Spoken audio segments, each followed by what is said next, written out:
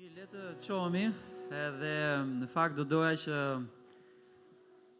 të ndaja me juve një gëzim shumë të madh. Në fakt, juve u lutët për udhëtimin që neve do të kishim me brezin e ri të Ujvarës Sotirës, edhe në atë udhëtim patjetër kaluam shumë mirë, por doja të ndaja një gëzim që ne e patëm me brezin e ri, që 3 veta u shpëtuan dje. Edhe nuk ishin nga brezi i ri, në fakt, po ishin 3 çuna që i takuam aty tek Ujvara. Edhe ishte gëzim, lavdi Zotit. Zotit i takon lavdia, hiri ishte shumë i madh. Ata ishin shumë të hapur edhe kuptuan edhe e vendosën aty, u lutën aty, ishte shumë gëzim. Ishte shumë gëzim. Kështu që Zoti është i mirë, edhe 3 të tjerë për Zotin. Lavdi Zotit për këtë gjë. Të shkojmë te Zoti me një zemër adhuruese për hirin e tij.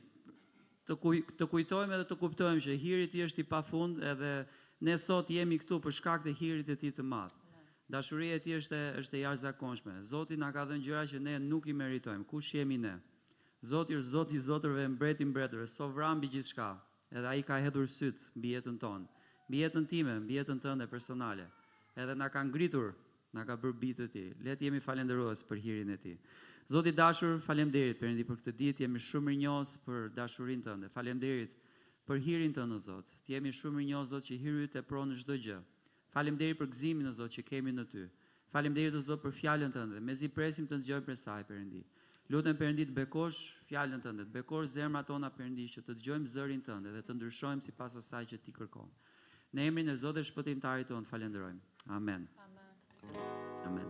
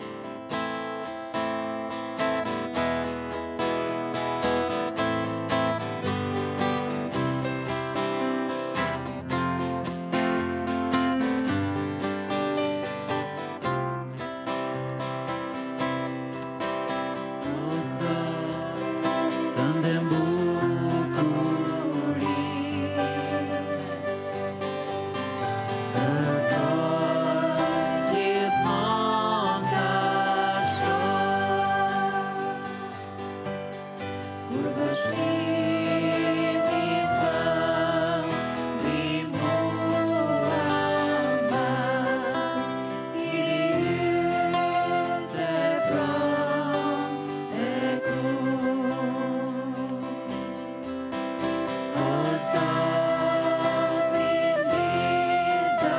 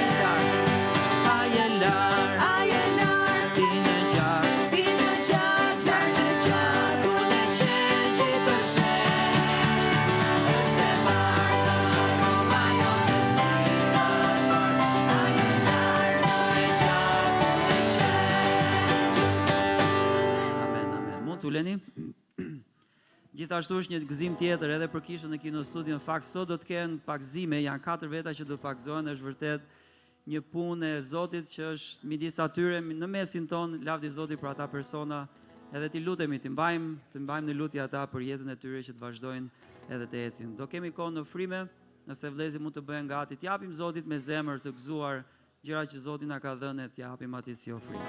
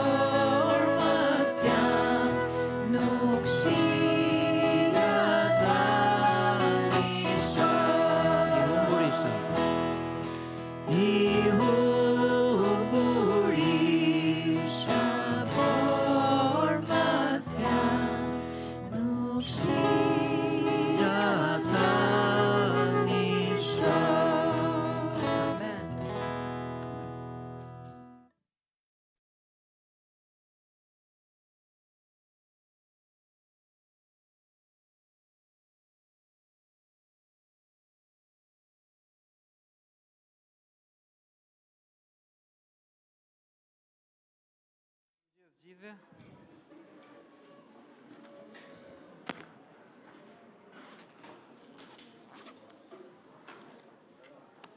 Teksa dalin fëmijët të shkojnë, kemi një festë lartë me rastin e 1 qershorit.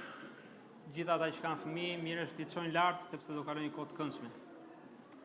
Po nëse ndjeni fëmijë, mos shkoni lart, ju lutem, qëndroni këtu mes nesh, sepse Zoti ka një fjalë për t'na dhënë. Disa lajmërime të shkurtra përpara se të futemi në temë, siç e përmendi edhe Donaldi, është gëzim në fakt që në kishën e Kino Studios po bëhen disa pakëzime. Edhe ja, është herë e parë që po bëjmë pakëzime në Kino Studio, është kishë e re patjetër edhe shumë të gëzuar për atë që po ndodhet atje lart. Edhe Landi ka vajtur, është ftuar të shkojë bashkë me ta të marrë pjesë në këtë, të mund të ndajë një fjalë, në fjalë e Perëndisë.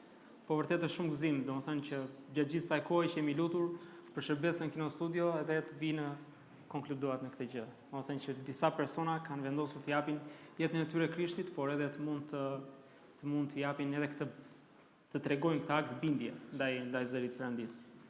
Një gjë tjetër është që do ndaja është patjetër që do thuhet edhe në fund, por në lidhje me kampin e fëmijëve mos harrojmë, kemi kohë për regjistrime deri në datën 8. Kështu që ju lutem ftoni, por edhe nëse keni fëmijë tuaj të mund të regjistroni. Po. Vazhdojmë, mund të hapim Biblën tek letra e Titit, pa humbur kohë. të shkojmë tek kapitulli 3. Është një letër vërtet shumë e bukur me një mesazh që vërtet ka shumë ngjashmëri me letrat që Pali i dërgon Timoteut, sepse janë dy pastor të rinj dhe Zoti ka disa këshilla specifike për jetën e tyre si drejtues të rinj. Po mund të hapim Biblën në kapitullin 3. Në fakt, pasazhi ne do shikojmë vetëm kapitullin 3 nga vargjet 1 deri në 11, por që konteksti kapet që në kapitullin 2 dhe vargjet fillon që nga vargu 11. Dhe ne për të kuptuar dhe kontekstin duhet ta lexojmë që nga vargu 11 i kapitullit 2. Dhe pastaj do vazhdojmë edhe më tej me studimin e pasazhit ton nga vargu 1 deri në 11 të kapitullit 3. Mirë, vazhdojmë të lexojmë nga kapitulli 2 vargu 11.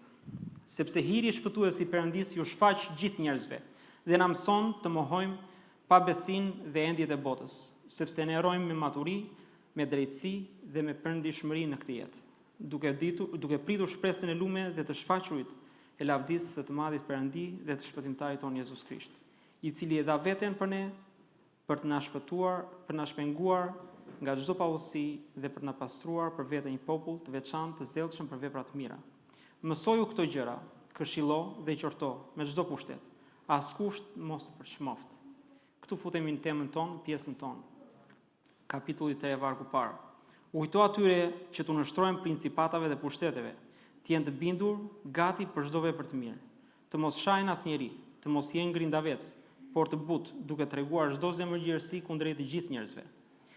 Sepse edhe ne dikur ishin të pamend, të pabindur, enda sak, duke i shërbyer epsheve të ndryshme dhe qejfeve, duke jetuar në ligësi dhe në smir, duke urryer njëri tjetrin. E duke u shfaq mirësia e Perëndis, shpëtimtarit ton dhe dashuria e tij për njerëzit. Na shpëtoi jo me anë të veprave të drejta që ne bëm, por sipas mëshirës tij, me anë të larjes së rilindjes dhe ripërtritjes së frymës së shenjtë, të cilën e derdhi me mbushëlli mbi ne me anë të Jezus Krishtit shpëtimtarit ton, që ne të drejtësuar me anë të hirit të tij të bëhemi trashëgimtar të jetës së përjetshme sipas shpresës që kemi. Kjo fjalë është e besueshme dhe dua që t'i pohosh me forcë këto gjëra, që ata që kanë besuar në Perëndin të kujdesen për të kryer vepra të mira.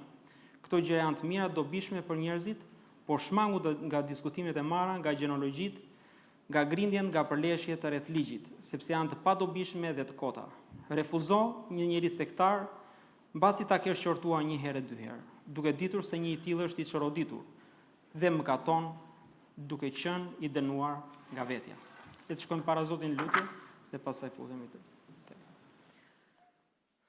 Perëndi dashur o Zot, faleminderit që fjala jote është e gjallë dhe vepruese, Zot Perëndi, edhe ne vim para te o Zot, kërkojmë që ti na drejtor, Zot Perëndi, zemrat tona, mendet tona, Zot Perëndi, edhe bëj Zot Perëndi që të mësojmë për fjalës tënde, Zot.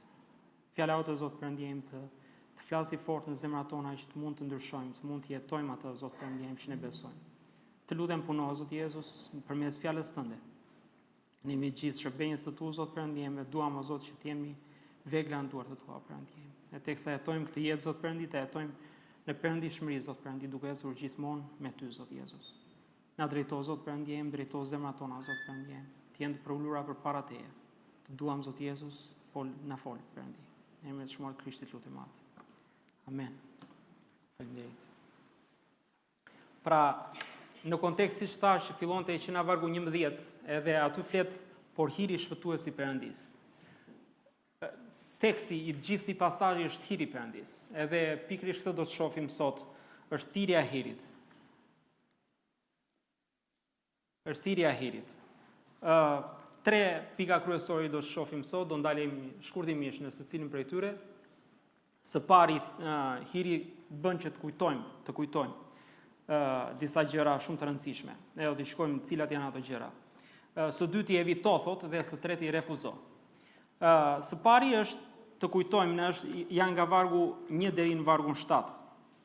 Me që lexuam nuk do t'i rikthehemi sërish, por që do shkojmë direkt.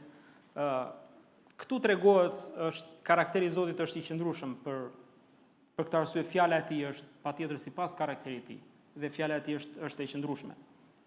Në atë që thot, duke qenë se jemi shumë haraq, ai vazhdon të na kujtojë shpesh herë gjërat që ne duhet të mbajmë mend, dhe prandaj na ka dhënë dhe Biblën, që ne t'i kujtojmë her pas here këshillën e Perëndis. Te 2 Pjetrit 1 e 2 Pjetrit, kapitulli i parë, vargje 12 deri në 15. Prandaj nuk do të lë pas dore t'ju kujtoj. T'ju kujtoj. Shumë e rëndësishme. Zoti shpesh na kujton që në vjetën e vjetër Zoti I jep urdhër popullit Izraelit që t'ju mësonte fëmijëve, që të kujtonin vazhdimisht veprën çfarë kishte bërë Perëndia, si kishte nxjerrë në mënyrë të mrekullueshme nga vendi I Egjiptit. Kujtoni atë që Perëndia ka bërë në jetën tuaj. Ju thoshte vazhdimisht. T'ju kujtoj vazhdimisht këto gjëra, ndonse ju e dini dhe jeni të patundur në këtë të vërtetë. Por unë mendoj se është e drejtë përderisa jam në këtë tent, t'ju mbaj zgjuar duke u sjell këto gjëra ndërmend. Duke ditur se së shpejti më duhet të lër këtë tendën time, sikurse ma tregoi Zoti ynë Jezus Krisht, por do të kujdesem që edhe pas largimit tim ju të mund të kujtoni gjithë këto gjëra. Pra Pjetri thot patjetër që do largohem, por që letra që është fjala e Perëndis që unë do ju lë është për t'ju kujtuar atë që duhet bëni. Pra Zoti ka I vë theks që ne duhet kujtojmë, dhe kjo është thirrja e hirit që ne të kujtojmë, po çfarë duhet kujtojmë? Së pari është si të jetojmë. Është e vargjet 1 edhe 2. U kujto atyre, thot, që t'u nështrojmë principatave dhe pushteteve. Së pari si të jetojmë është specifike, t'i nështrojmë pushteteve. Jo thjesht vetëm si të jetojmë përgjithësi, por që këtu Zoti I vë theksin dhe që në pikën e parë I vë theksin pushtetit, nështrimit ndaj pushtetit. Nuk është interesante që direkt gjën e parë se si ne duhet jetojmë është nështrimi. Nuk mund të rebelojmë dot ndaj autoriteteve, ndaj pushtetit, ndaj drejtuesve të çfarë do lloji, qoftë në punë apo qoftë në këtë vend ku jetojmë, apo qoftë në kish, në qoftë se nuk bindemi e në nështrohemi ndaj këtyre autoriteteve që Zoti na ka vendosur, nuk mund të themi pastaj që jemi bijtë Perëndis. Sepse vetë Zoti Jezus Krisht dha shembullin I pari, që ne duhet jemi të nështruar. Është shembulli më I madh dhe më fantastik që ka dhënë në fjalën e tij tek Mateu 22 17 deri 21. Shkuan disa të zgjuar për ta tunduar Jezusin. Duke mos e ditur se kush ishte Jezusi në të vërtetë, se se dinin. Dhe shkuan për ta tunduar Jezusin. Edhe I thonë, na thuaj pra, si e mendon? A është e lishme të paguash taksa Cezarit apo jo? Jemi të gjithë familiarizuar me këto pasazhe, patjetër e dim, edhe kemi dëgjuar shumë herë. Por Jezusi duke njohur ligësinë e tyre tha: pse më tundoni o hipokrit? Zoti shikon thellë brenda zemrës së njerëzve, jo thjesht aparencën atë çfarë thuhet.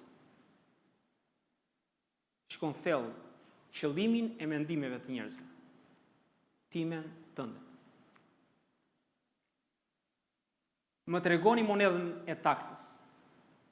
Atëherë ai treguan 1 denar dhe u tha atyre: e kujt është kjo fytyrë dhe ky mbishkrim? Ata I thanë: e Cezarit. Atëherë ai u tha atyre: jepni pra Cezarit atë që I takon Cezarit. Këtu ndalojnë shpesh njerëzit. Keni dëgjuar, madje kanë qef edhe politikanët ta përdorin këtë gjë. Jepini Cezarit atë që I takon Cezarit. Po nuk është kaq.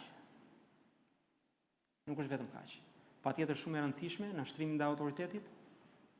Edhe Jezusi jep shembullin I pari. Jepni Cezarit, thot, atë që I takon Cezarit. Por nuk e lëmë kaq. Ka dhe lidhëza dhe. Është shumë e rëndësishme kjo, që ta kuptojmë Perëndis atë që I takon Perëndis. Zoti vë balancat, patjetër që do t'i bindemi autoriteteve. Nëse mbani mend edhe historinë ku I kërkojnë doganën, kërkojnë një taks tjetër. Taksa ka pasur gjithandej, edhe në atë kohë, edhe në këtë kohë ka gjithmonë taksa. Por që I kërkojnë taksën dishepujve dhe Jezusit. Edhe Jezusi tha që kujt I kërkohet dogana zakonisht, huajve apo vendasve, po për mos skandalizuar ata, atëherë shko merr peshkun e parë, kave peshkun e parë, aty do kesh një monedhë. Merr dhe paguaj për mua dhe për ty. për të mos skandalizuar, i bindet autoritetit. Edhe pikërisht Jezusi vë standardin kryesor këtu. Patjetër do t'i bindemi autoritetit. Kjo është një thirrja patjetër e Perëndis që ne duhet i nështrohemi autoritetit. Po në qoftë se pushtetet apo autoritetet kërkojnë, si themi, një qish ranhell, se mund të ndodhi ndonjëherë, të kërkojnë lloj-lloj gjërash. Atëherë ja ku është përgjigja. Është tek Veprat e Apostujve 5:27 deri 29 janë dishepujt Pietri i kapur prej skribëve dhe farisejve dhe të cilët i thonë që nuk duhet të mësosh më në këto mësime të Jezusit. A nuk të thamë ne? Kështu pra i son dhe paraqitën përpara Sinedrit dhe kryeprifti i pyeti, duke thënë, po a nuk ju kemi ndaluar rreptësisht të mësoni në atë emër? Dhe ja, ju e keni mbushur Jeruzalemin me doktrinën tuaj dhe doni që të bjerë mbi ne gjaku i atij njeriu. Jezusi ne hoqën qafe. Menduan. Dhe ishin të shqetësuar tashmë e reputacionin e tyre. Por Pietri dhe apostujt duke përgjigju thanë, duhet i bindemi Perëndis më shumë se sa njerëzve. Kjo është parimi kryesor, sepse ka autoritet, patjetër ka pushtet, po ka dhe pushtet mbi pushtetet, që është ai i Perëndis. Amen. Nuk mund ta nashkalohen këto gjëra që Perëndia thotë. Ka pushtet, po ka dhe mbi pushtetet. Gjithmonë duhet kemi parasysh këtë gjë. Pietri në farë mënyrë i thotë, o babut, kam autorizimin a lartun. Jo na njerëzit. Njeriu është njeri.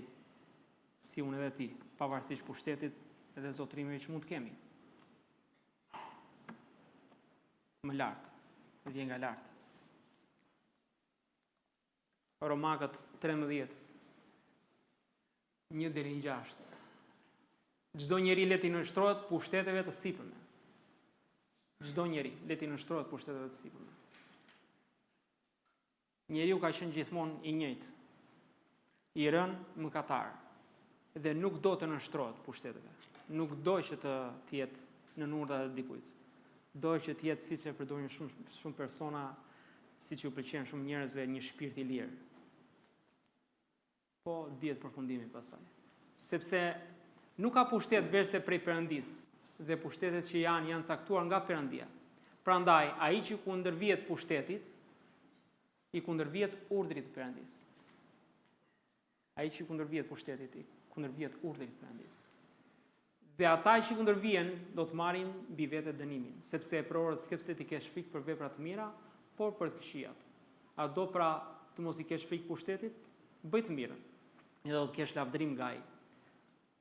Sepse e prori është shërbëtori Perëndis për ty për të mirë, por po të bësh të këqija, druaj, sepse nuk e mban kot shpatën, sepse ai është shërbëtori Perëndis, hakmarrës plot zemërim kundër atij që bën të keqen. Prandaj është e nevojshme ti nështrojeni, jo vetëm nga druajtja e zemërimit, por edhe për arsye të ndërgjegjes. Shumë e rëndësishme kjo, për arsye të ndërgjegjes. Sepse në këtë paguani edhe tatimet. Ja, prap tatimet, prap taksat. Gjithandej taksat. Sepse ata janë shërbëtorët Perëndis që i kushtojnë vazhdimisht këtij shërbimi. Jepni pra secilit atij që takon, tatimin atij që përket, druajtjen atij që përket, për të druajtur nderimin atij që është për të nderim. Zoti i vë çdo gjë në vendin e vet. Druajtjen atij që takon, tatimin atij që takon. Është një urdhër. Dhe shkelja e urdhrit është patjetër mëkat. Shkelja e urdhërimit të Perëndis. Zoti do që ne të nështrohemi pushteteve. Së dyti vazhdon te pot një të vargje, thotë, u kujtojnë atyre të nështrohen principatave dhe pushteteve, të jenë të bindur gati për çdo vepër të mirë, të mos shajnë njeri. Kjo fjalë më së shumti ka kuptimin e shpifjes. Pra, kur dikush shpif kundër një tjetri, do me thënë që është thot një gënjeshtër me qëllim për ta dëmtuar, për ta lënduar atë person tjetër. Para pak kohësh kam dëgjuar një histori të vërtetë ku një kish në një vend tjetër, një besimtar ka shpifu kundrejt drejtuesit, kundrejt pastorit, edhe ishte shpifje, patjetër, nuk ishte e vërtet, por që gjithsesi për momentin u përhap lajmi patjetër mes të kishës, edhe pastori detyruar që të mund të jepte dorëheqjen dhe të largoi prej asaj gjë. Pavarësisht se pak më vonë personi besimtari tha që ishte shpifje, domethënë rrëfeu që ishte një shpifje, por dëmi u bë ama. Pastori patjetër që ai person u largua nga kisha që si fillim thjesht të mbarte me vete fyrjet, por që mos të rëndonte kishën me këtë gjë, me këtë situatë. Por gjithsesi patjetër ai vazhdon të shërbejë besnikërisht në një kishë tjetër, ai pastor. Ndërkohë që doli në paqe ishte thjesht një shpifje. Edhe Satani kënaqet kur shikon situata të tilla. Efesianët 4:31 thotë: "Let flaken larg ju çdo hidhërim, zemrim inat trazir të shpifje me çdo ligësi." Shpifje me çdo ligësi, është e shoqëruar me ligësi brenda, shpifja. Kur shpif kundër një personi. Po si duhet jetë e folur ajon? Mirë, okay, mos shpifim, se duhet të thënë ana negative dhe ana tjetër. Te Efesianët 4:29 thotë: "Asnjë fjalë keqe mos dal nga goja juaj." Asnjë fjalë keqe. Asnjë. Por çfarë? Ajo që është e mirë për ndërtim. Sipas nevojës që t'ju jap hir atyre që dëgjojnë. Ajo që është e mirë për ndërtim. Çfarë duhet nxjerr goja jon? Atë që është e mirë për ndërtim, që të ndërtojmë njëri tjetrin, jo të shkatrojmë njëri tjetrin. Në fundit do mbasim. Kush fiton? Është Satani që fiton. Po si arrihet kjo? Është e 2 Pjetrit. Para Pjetrit 2, kapitulli 2 vargu 1 deri në 3. Hishin trej para çdo ligësi dhe çdo mashtrim. Çdo ligësi dhe çdo mashtrim, hipokrizi, smja dhe çdo shpifje. Por si foshnjë të sapo lindura, të dëshironi fort qumshin e pastër të fjalës. Që të rritemi anë të tij nëse e keni shijuar se Zoti është i mirë. Gjithmonë nëse e keni shijuar që Zoti është i mirë. Për një person që është i shpëtuar, thotë, të dëshironi fort qumshin e pastër të fjalës. Pse? Sepse ajo të mban larg gjuhës shpifse edhe zemrës që thurr planet e këqija. Fjala bën që të hiqet tej çdo vepër e mishit dhe na bën që të esim në fuqinë e hirit.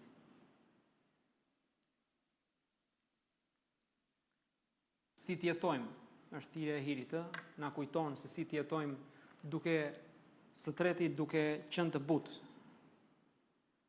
Duke qenë të butë, thotë fjala. Të mos shajmë njëri, të mos jemi grindavec, por të butë. Të butë. Butësia është një virtyt jashtëzakonshëm. Të gjithë e duan, kush nuk do persona të ketë pranë vetes të butë. Patjetër që nuk duam njerëz grindavec pranë vetes, por duam njerëz të butë. Qoftë në një këshill që mund t'japi, qoftë edhe në qortime, ja duam butësisht. Të lutem ma thuaj me butë, se më rëndon. Sot, në fakt, janë prapësuar shumë gjëra. Butësi njerëzit e konsiderojnë dobësi. Por, edhe nderohen shpeshherë ata që flasin që janë të ashpër kundrejt njerëzve. Nderojnë më shumë ata. Po, nuk e di e keni dëgjuar shprehjen këtu në Shqipëri e përmendin shpesh. Ky popull kështu e do. Jo, jo. Ka forma ndryshme. Jo. Nuk e do kështu ky popull. Me dajak. Jo. S'është ajo që Perëndia kërkon. Në si Perëndia i do gjërat. Te 2 Timoteu 2:24-26 thotë: sepse shërbëtori i Zotit nuk duhet të zihet, por të jetë i butë me të gjithë. I butë me të gjithë. I aftë për të mësuar njerëzit dhe i durueshëm, duke i mësuar me butësi përsëri. Kundërshtarët, me butësi. Me shpresë se Perëndia u jep atyre të pendohen, të arrijnë të njohin të vërtetën. dhe të vinë në vete duke shpëtuar nga laku i djallit, që i ka zënë robër të vullnetit të tij. Butësia është një magnet i fuqishëm që është madje më i fuqishëm se forca gravitacionale e tokës. Toka, kjo botë ka një forcë shumë të madhe tërheqëse, shumë të madhe. Jo thjesht vetëm fizikisht. Më kuptoni. Por jo aq të madhe sa që ka forca tërheqëse e butësisë. Mund të tërheqin njerëzit të Krishtit me anë të kësaj force. Nuk e di, keni dëgjuar, besoj se gjithë kemi dëgjuar këngë rap, pop, dam, dum, që janë ato këngët gjitha llojet e rrymave që janë vetëm duke bërtitur. A merrni vesh në një fjalë në ato? Unë për vete unë e kam shumë vështirë të marr vesh në ato.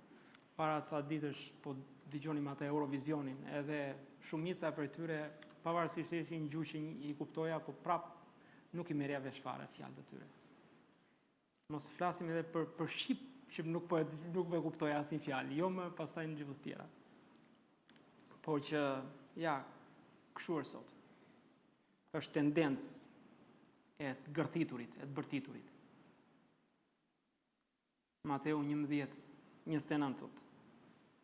Është Jezus, thirrja e Jezusit. Merrni mbi vete zgjedhjen time dhe mësoni nga unë, sepse unë jam zemër butë. Jezusi. Unë jam zemër butë, dhe i përulur nga zemra, dhe ju do të gjeni prehje për shpirtrat tuaj. Ata persona që bërtasin, që sokullasin, i themi, ata mund të gjejnë kënaqësi sepse ja i poshtruan apo në gjëra të tjera, por që për shpirtin e tyre ka vuajtje. Për shpirtin mund të gjesh qetësi, prehje dhe paqe vetëm në prezencën e Zotit, nëse vete te Jezusi. Unë jam zemër butë dhe i përulur nga zemra, dhe ju do të gjeni prehje për shpirtrat tuaj. Thirrja e botës është të jemi agresiv, kurse thirrja e hirit është që të jemi të butë si Zoti Jezus Krisht. Të butë. Së dyti, do të shohim thirrja e hirit është na kujton që të mos të harrojmë këtë pjesë, mos të harrojmë se si kemi qenë realisht. Dhe që shikojmë një listë të shkurtër se si kemi qenë. Së pari kemi qenë të pamend, kohën kur nuk e njihnim Jezusin si Zot dhe Shpëtimtar. Në fjalorin shqip, fjala budalla është ai që është i met nga mendja, ai që nuk ka gjykim me arsye, dhe ai që është i trash nga mendja, që nuk është i mprehtë.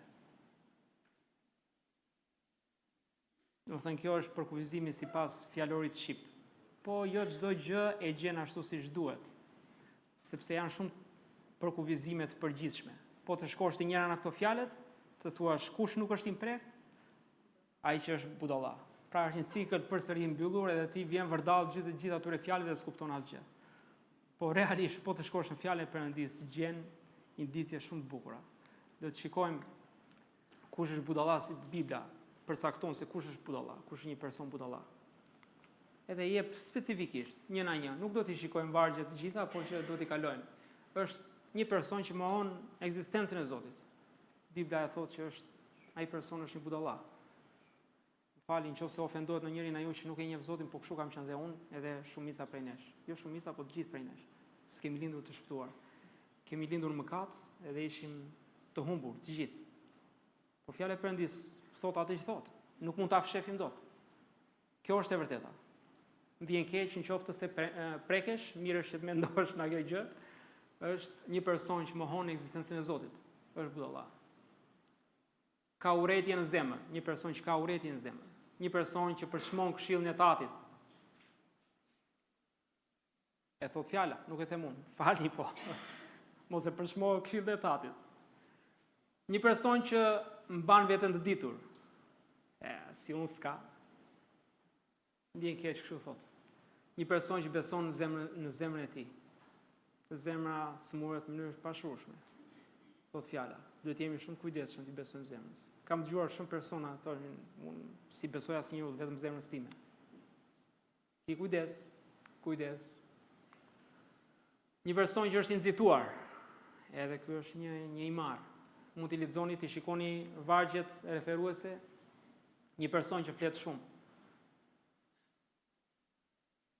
Flet shumë. Një person që shkakton ngrindje. Edhe kjo patjetër që është shumë e gjerë një person që ka fokusin thesare toksore. Është një histori që tregon për një person që e ka mendjen vetëm tek thesare, si të mbushet.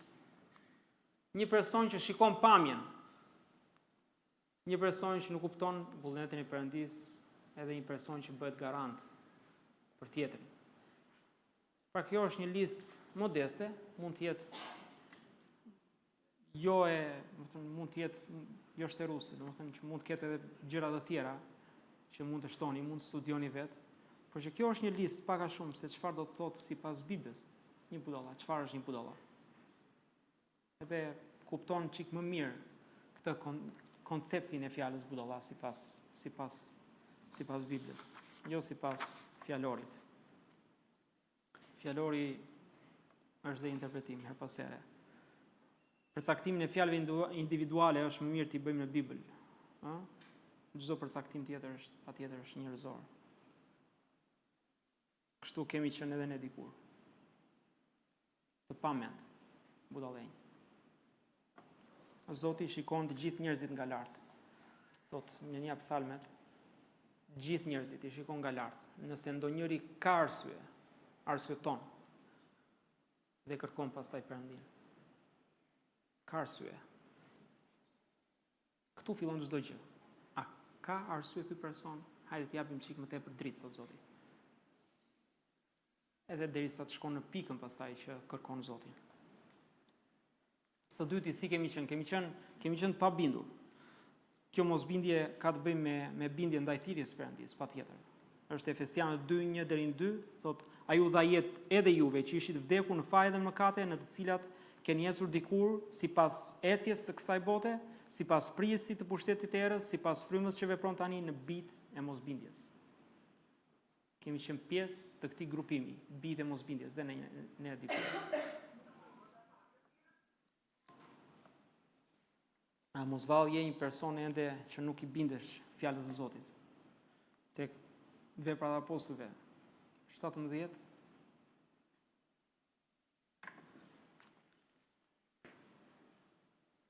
është Veprat e Apostujve 26:19 thot. Prandaj thot Pali përpara mbretën Agripa, ku do që të mbroj veten e tij përpara akuzave të fetarëve të asaj kohe, thot, prandaj o mbret Agripa, unë nuk kam qenë i pabindur ndaj vegimit qellor. Nuk u tregoj i pabindur. Vegimi qellor patjetër nuk e kemi pas ne si Pali. Pali kishin çik ndryshe. Por nuk u tregoj i pabindur. Ai u nështrua zërit të Krishtit që i doli përpara në rrugën për Damask. Veprat 17:30. Perëndia pra duke kaluar për mbi korat e padijes, i urdhëron të gjithë njerëzit dhe kudo të pendohen. Korat e padijes, kalon Zoti dhe i thot gjithë njerëzve që të pendohen. Zoti, duhet të kemi kujdes, Zoti na urdhëron. Zoti nuk detyron njeri. Zoti të urdhëron. Të urdhëron. Bëje, sepse di pasojat. Është për të mirën tënde të bindesh thirrjes tij. Së treti, si kemi qenë të gënjur. Gënjeshtra ka filluar që në kopshin e Edenit, që Satani i bëri Evës, edhe vazhdon edhe sot e kësaj dite, derisa të vi Krishti.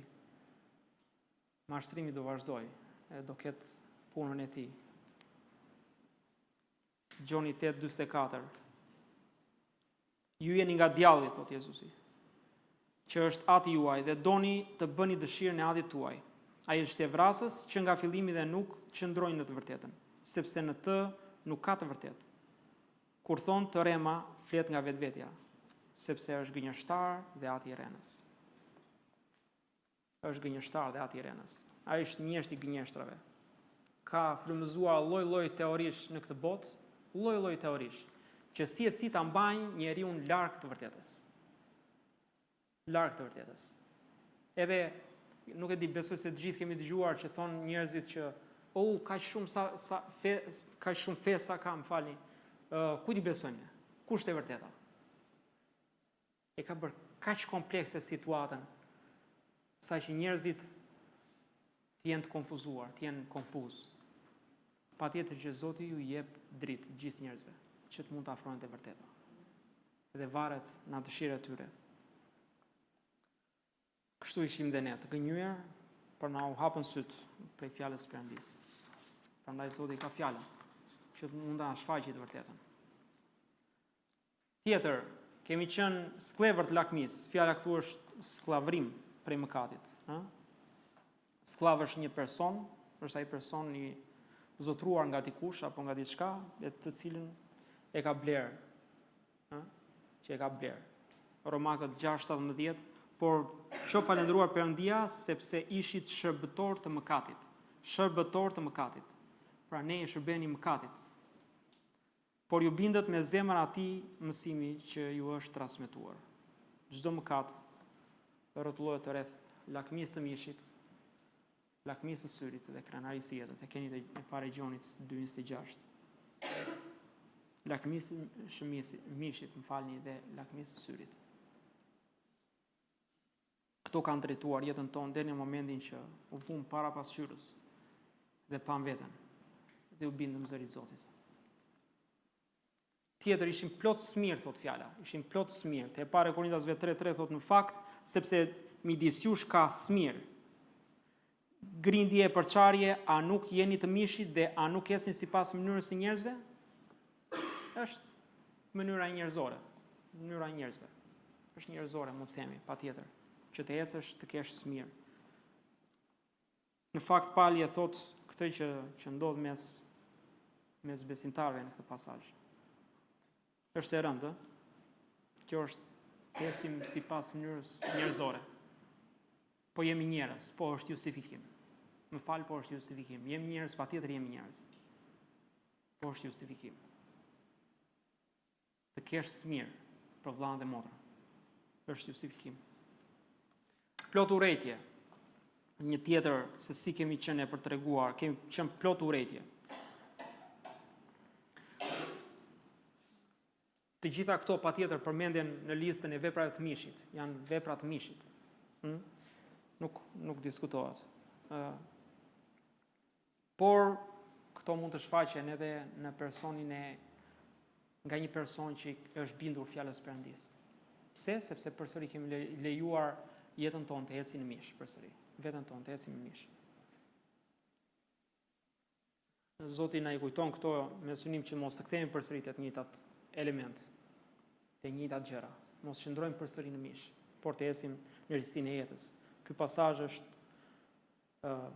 shumë i bukur sepse Zoti bën një kontrast ndërmjet asaj që kemi qenë dhe me atë që u bëm.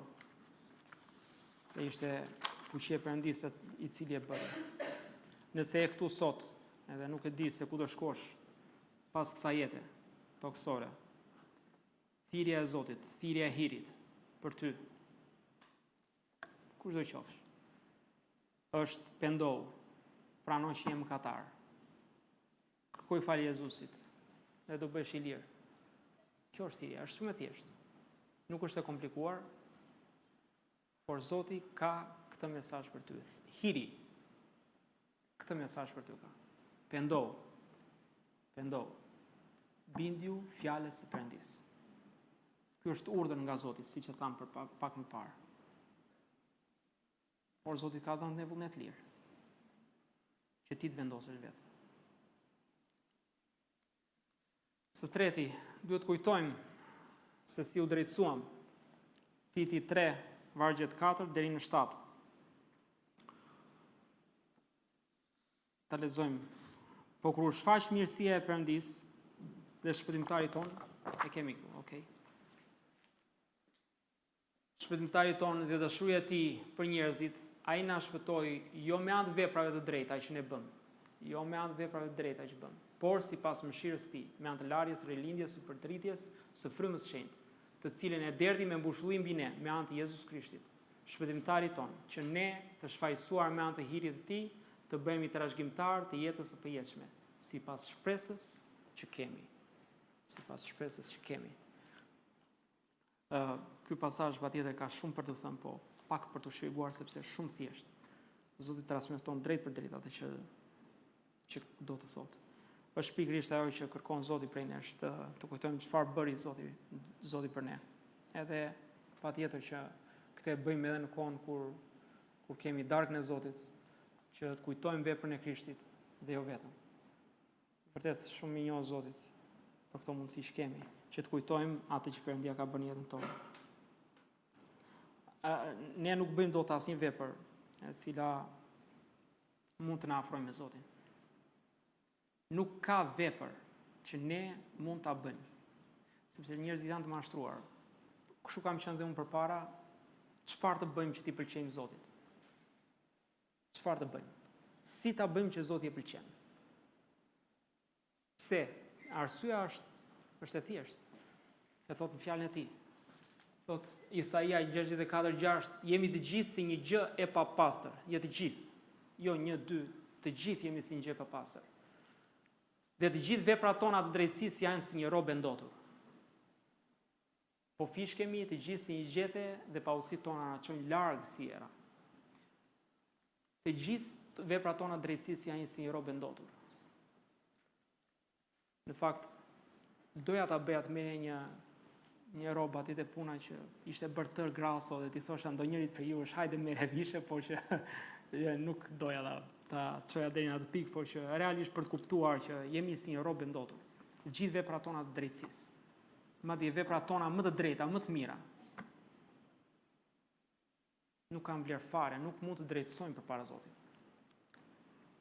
Nuk mund të drejtësojmë përpara Zotit. Ne e dim që u shpëtuam me anë të hirit, e tashmë kemi marrë jetën e amshuar.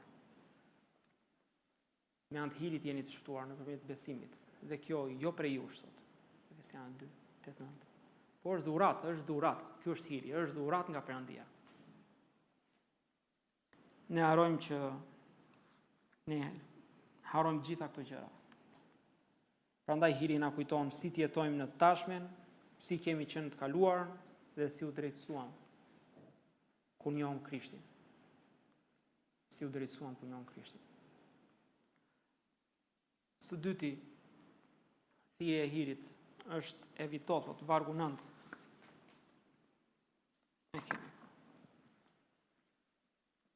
Por t'i shmangu nga diskutimet e marra, nga gjenologjit, nga grindjet dhe debatet rreth ligjit, sepse janë të padobishme dhe të kota. Janë të padobishme dhe të kota. T'i harrojmë këto lloj diskutimesh, sepse janë të padobishme dhe të kota. Pali i thot pothuajse të njëjtën gjë edhe Timoteut. Te Timoteu, e para Timoteut, kishim këtu. Kapitulli 4, vargu 7, thot, shmangu nga prallat profane dhe të vjetra, dhe ushtrohu në perëndishmëri. Fjala këtu është për prallat e gjysheve, që thon lloj-lloj situatash. E njëjta gjë ndodh edhe sot, s'ka gjë të re në diell. Na thon lloj-lloj situatash, lloj gjërash, lloj prallash. Bestytni që i thon shpesh njerëzit. Flasin për vende të shenjta, për veprime që mos e bëj këtë këtu, mos e bëj atje, mos shkund pecetën e ushqimit, ku diun atë të tryezës në darkë sepse vijnë ato gjërat ku diun çe ato. Edhe lloj-lloj situatash tjera kemi dëgjuar plot. Nuk ja vlen që të merremi me secilin prej tyre këtu. Të gjithë kanë ato eksperiencat e tyre. Edhe i kanë, na jepen këto shpesh. Po e njëjta gjë ka qenë edhe në atë kohë. Jepeshin këto lloj situata, këto lloj gjërash, këto lloj bestytnish kanë qenë aty vend. Edhe Pali thotë edhe Titit, kujdes, mos i vë shumë veshin këtyre fjalëve, sepse thuan, gjithë njerëzit me këtë janë arritur. Me këtë janë arritur.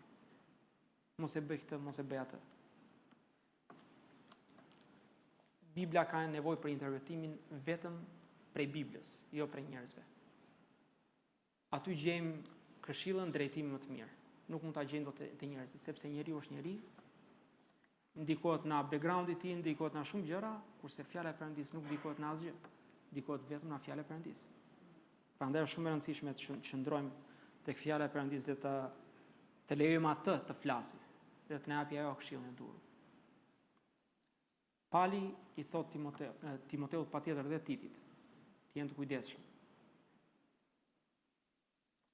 Timoteu ishte më i prirur të dëgjonte këto gjëra sepse mamane e tij kishte hebre dhe hebrejt patjetër kishin këto zakonet e fesë të tyre që të mund si duhet vepronin, si duhet jetonin në bazë të një liste e rregullish.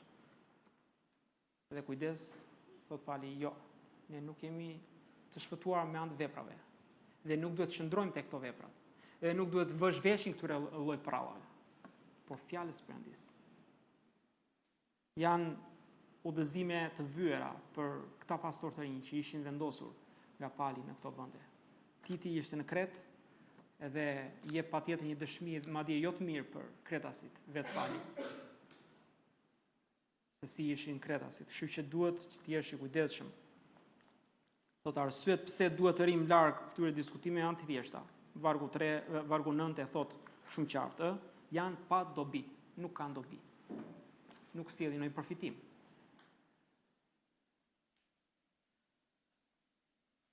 Ja ku e kemi. Sepse janë pa dobishme dhe të kota. Nuk të sjellin asnjë lloj përfitimi. Gjithçka më lejohet.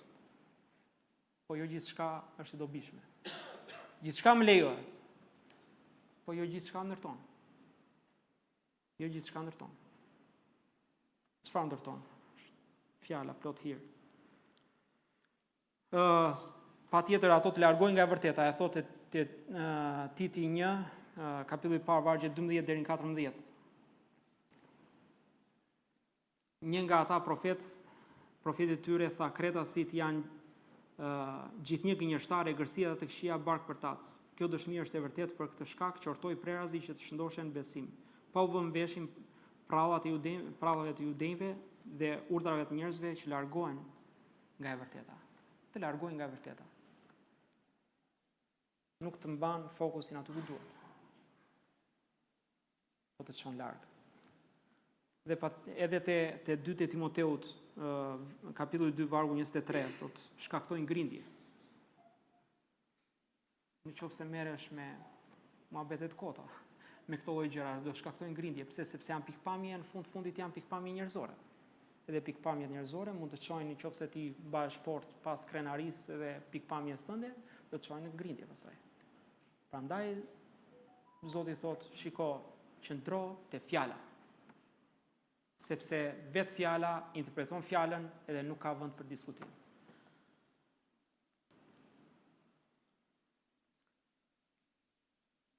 Mirë është që t'i bëjmë disa pyetje vetes, që a ka dobi në këtë që po bëj, në çfarë po bëj, a ka dobi, a përfitoj në një gjë prej saj, a më afron më shumë me Jezusin, kjo gjë që po bëj, a ndihmon vllana apo motrën, kjo gjë, a ndihmon kishën, a ndihmon dikë, nuk ka rëndësi jashtë diku, a sjell diçka, një përfitim, e cila është e qëndrueshme. Dhe së fundi, vargjet 10 dhe 11, thot, refuzo, i e irit. Refuzo. Shmangu, refuzo, një sektar, mbasi të kesh qortuar një herë, 2 herë, duke ditur se një tillë është i çoroditur dhe mëkaton, duke qenë i dënuar nga vetja. Fjala është e njëjta gjë, shmangu, refuzo, është e njëjta gjë. Këtë kuptim ka. Çdo fjalë individuale në Bibël është me plot kuptim. Nuk është vendosur në kod aty, nga Perëndia, po ka një kuptim specifik. Thot, largo, shmangu nga këta persona. Një njeri sektar është një person që edh poshtë doktrinën e shëndosh biblike. Është pra një heretik, ndryshe. Një tillë është mësues i rem. Mëson gjëra jo të vërteta. Jo sipas fjalës. te 2 Pjetrit. E kemi këtu? Ja. Okej, kemi. Thot, kapitulli 2, vargu parë dhe i dytë. Por ka pasur edhe profet të rem midis popullit, ashtu si do të ketë midis jush mësues të rem, të cilët do të fusin fshehurazi herezi shkatruese, dhe duke mohuar zotërinë që i bleu, ata do të rreshin mbi vete një shkatrim të shpejtë, dhe shumë vetë do të ndjekin doktrinën shkatruese të tyre, dhe për shkak të tyre ulla e së vërtetës do të shahet. Shumë vetë do të ndjekin doktrinën shkatruese. Fatkeqësisht ka shumë njerëz që janë shmangur në e vërteta për shkak të doktrinës jo të shëndosh që Satani, sepse këtë punë ka bërë Satani që prej fillimit. Satani ka devijuar nga fjala e së vërtetës. A me të vërtet ka thënë Zoti kështu? Bolli në zemrën e Evës farën e dyshimit. A me të vërtet ka thënë?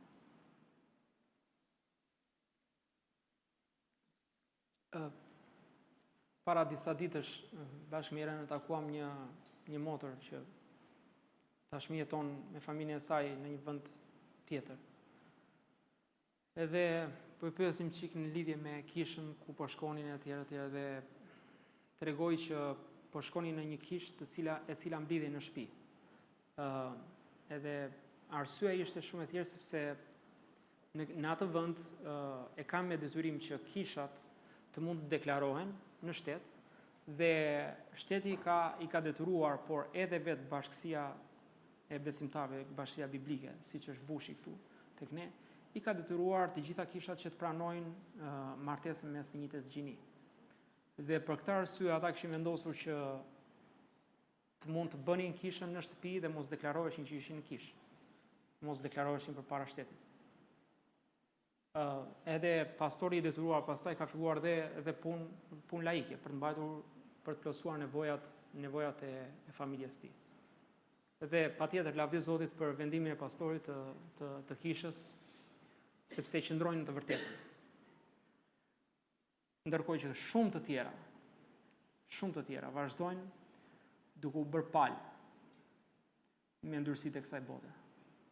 Dhe duke futur pak aty e pak atje, gjëra të kësaj bote, të kësaj toke, dhe të ndyrësisë që duan njerëzit, për të qenë të pranuar mes njerëzve. Jo, e vërteta është e vërtetë dhe duhet të qëndrojmë me të vërtetën. Edhe shumë minjos për atë pastor që ka vendosur dhe për atë vëlla, nuk ka rëndësi pozicioni, se themi, shumë minjos Zotit për atë person që ka vendosur që të qëndrojë ndryshe në atë tjerët, dhe të mblidhen atje të shtëpia e tij. Ne jemi koha e Laodicianit. Të respektojmë drejtat e njeriut. Po, patjetër, ta respektojmë. Njeriu ka të drejtat, vendosi për këtë, për atë, patjetër. Laodiciani mirë, o miran. Kështu thot Zoti. Te zbulesa kapitulli 3. Laodiciani vazhdon ta kënaqë Satanin. Vazhdon me këto lloj vendimesh, duke bërë palë, duke pranuar këto ndyrësi. E 2 Timoteut 4:3. E hoqëm. Sepse do të vi koha ku njerëzit nuk do durojnë doktrinën e shëndosh, por sipas ëndjeve të veta, do të mbledhin grumbull mësuesish për të guturisur veshët dhe do t'i largojnë veshët nga e vërteta e do t'i sjellin drejt prallave. Shpesh njerëzit zgjedhin atë që i shkon përshtat lakmive të tyre, sipas ëndjeve të veta, thot vargu. Shpesh njerëzit zgjedhin atë që i shkon përshtat lakmive të tyre.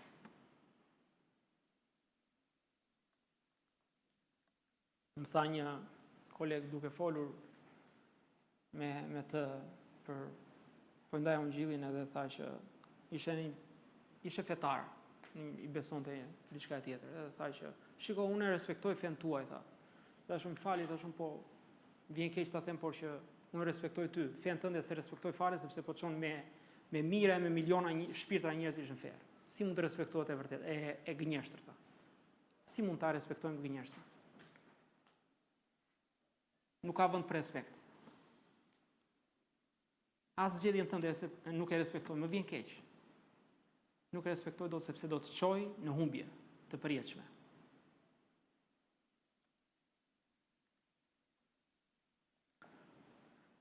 Vargu thot pasi e ke qortuar, një herë, dy herë thot. Largo, mos u merr me ta. Mos u merr me ta. Sepse një person i tillë është plotësisht i mashtruar.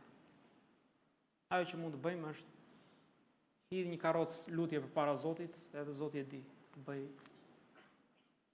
të do punoj në një formë apo në tjetër, nuk e di si do veproj. Por Zoti duron, patjetër, derisa ti di vi arsyeja. Filloj të arsyetoj, e të kërkoj Zotin e vërtet. Kjo është e vërtet, kjo çfarë ndodh sot në ditën e sotme është për heretikët e shpëtuar, por edhe të pashtuar. Më vjen keq për ndodh sot në ditën e sotme. Ndodh nga dy anët. Dëgjon lloj-lloj prallash në për televizione, në për rrjetet sociale, në për YouTube, dalin drejtues, flasin ndoshta edhe një orë, ndoshta edhe më pak, ndoshta edhe më shumë. Edhe në aty në atë çfarë ata thonë një tuf me gënjeshtra, duke mashtruar zemrat e njerëzve.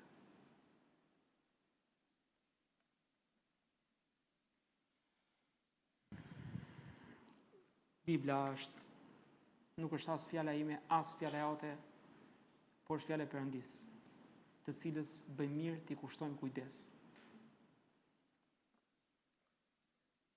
Prandaj për këtë arsye duhet ndahet ashtu siç është. Jo si mendoj unë apo si mendon ti. Si është. Thirrja e hirit për ne sot është të ecim në hir. Jo duke përdorur hirin si justifikim.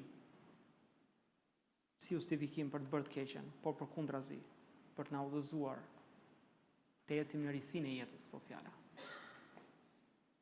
Të ecim në fuqinë e frymës. Jo sipas endjeve të mishit dhe endjeve të botës.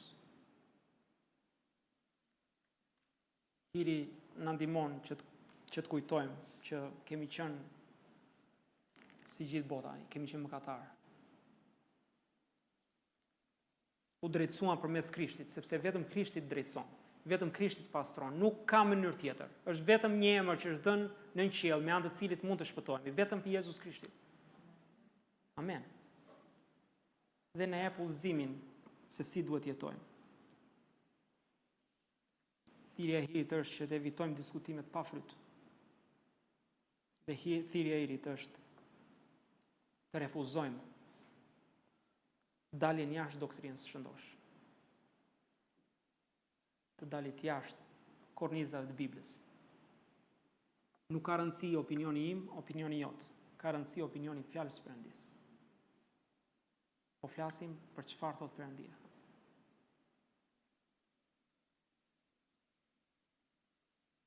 Prandaj për këtë arsye le të qëndrojmë besnik. Sepse besniku i fjalës, do të vijë shumë shpejt. Le të qëndrojmë besnik kundrejt fjalës. Sepse besniku i fjalës do të vijë shumë shpejt. Le të ulim kokën të gjithë.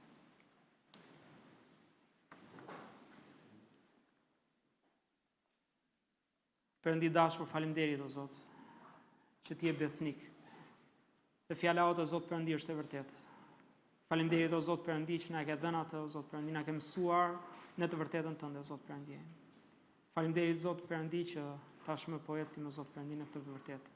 Faleminderit që na hape syt Zot Perëndi, që na shpëtove, na pastrove, na lave na çdo mëkat Zot Perëndi, dyrsi për na bërë një popull të shenjtruar, të veçuar Zot Perëndi. Dhe faleminderit Zot Perëndi që rim këtu së bashku Zot Perëndi për ta adhuruar emrin tënd Zot Perëndi, për të dëgjuar fjalën tënde o Zot. Na ndihmo të qëndrojmë besnik të zërit tënd Zot Perëndi, fjalës tënde Zot Perëndi, thirrjes së hirit, të mund të qëndrojmë në të vërtetën tënde o Perëndi. Mund të qëndrojmë në fjalën tënde Zot Perëndi, e të mund të ndajmë Zot Perëndi atë që është e mirë, atë që është e keqe Zot, sipas të vërtetës tënde. E mos lejojmë Zot Perëndi të bëj vend në ne Zot Perëndi. Mëkati Zot Perëndi, por të vëmë ty të parin Zot Perëndi, ti je mbret në fron të zemrës tonë Zot Perëndi. Të lutem punon në zemrat e gjithë atyre personave që ende sinjojnë ty si Zot e shpëtimtar, puno fort në ta Zot Perëndi të kuptojnë që janë të humbur. dhe nuk ka shpresë për jetën e përjetshme në ta, Zot Perëndi, pa emrin e Zotit Jezus Krisht. Atë të lutem puno, të rishi pranë vetes tënde, Zot Perëndi, me anë të emrit që është mbi çdo emër, me anë të Zotit të shpëtimtarit tonë Jezus Krisht. Të lutem o Zot Perëndi, merr ti lavdi Zot Jezus, dhe vërtet jemi shumë i njohur Zot Perëndi për punën që ti bën në mesin tonë Zot Perëndi. Dhe merr ti lavdi Zot Perëndi prej ditës kësaj dite Zot Jezus. Të lutem beko Zot Perëndi, jemi dhe kishën Kino Studio punën që po bëhet Zot Perëndi atje, dhe ata vëllezër dhe motra që vendosen të pagëzohen, të binden ndaj teje Zot Jezus. Të lutem Zot Perëndi, merr ti lavdi Zot Jezus prej kësaj kohe dhe përgatit zemrat tona Zot Perëndi për të qenë gjithmonë të lidhura dhe të ngushtë me ty Zot Perëndi. Të duam Zot Jezus në emrin e çmuar të Krishtit lutem atë. Amen.